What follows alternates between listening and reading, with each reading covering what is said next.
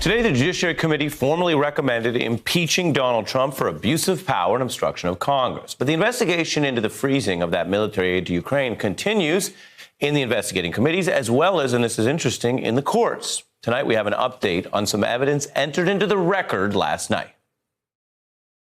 The Center for Public Integrity sued in federal court for documents related to the Ukraine scandal. And this is what they've got. They won in court, but what they got were heavily redacted documents. Why? Because the president doesn't want these documents to see the light of day. I ask for unanimous consent, Chairman, to enter these documents into the record. And now we're joined by Dave Levinthal, editor-at-large for the Center for Public Integrity, which did sue the administration, as mentioned. What did you get? What more do you need?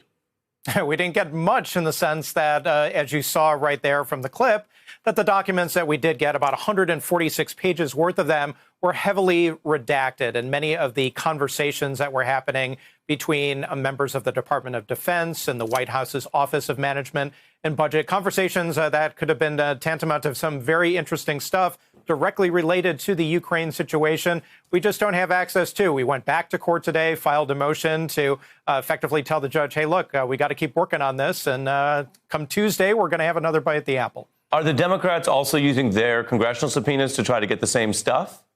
Yeah, indeed. In fact, had these documents been released without the redactions, we may have had more information than even congressional investigators have had. And this really speaks to... Yeah, let me get you on one other point here, because folks may have heard the White House finally put out an alternative explanation to why the money was frozen and said it wasn't to get the Bidens, it was for legitimate foreign policy, yada, yada. It would seem that if these redactions were removed, the underlying material, if it's valid, could show whether that's an after-the-fact sort of lie, or whether, if it were true, there was contemporaneous letters like this that supported it from the time. I mean, is that part of your argument?